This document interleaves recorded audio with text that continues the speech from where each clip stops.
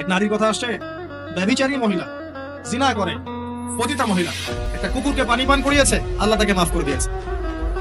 আর একজন লোকের কথা আসছে যে তার বন্ধুকে এতটুকু বলেছিল, একজন ব্যক্তি তার বন্ধুকে এতটুকু বলেছিল যে আল্লাহ তোকে কোনোদিন মাফ করবে না, আল্লাহ তোকে কোনোদিন মাফ করবে না। এরকম কথা কিন্তু আমরা অনেকে বলে ফেলি। আল্লাহ পাক মৌতের পরে এই দুই ব্যক্তিকেই থাকবেন, কিয়ামতের মাঠে থাকবেন, এটা বারজাকে হয়েছে। বলবেন আমার রহমত নিয়ে কথা বলার ইখতিয়ার তোমাকে কে দিয়েছে? আমি কাকে মাফ করবো কাকে করবো না এই কথা বলার ইখতিয়ার তোমাকে কে দিয়েছে? আজকে আমি তাকে মাফ করে দিলাম, তোমাকে জাহান্নামে দিয়ে দিলাম চাপ করে। অতএব আল্লাহ রাব্বুল আলামিনের এই বিশাল রহমত আমরা পাবো, আশাবাদী ইনশাআল্লাহ। এই কারণে আমাদের প্রথম যে বিষয়টা ফোকাস করতে হবে, আল্লাহ রহমত পেতে হলে আমাদের অবশ্যই বস্তুবাদিতা ত্যাগ করতে হবে। আল্লাহ পাক দুনিয়া পছন্দ করেন না, দুনিয়ার মোহে যারা ডুবে থাকে আল্লাহ এদেরকে পছন্দ করে।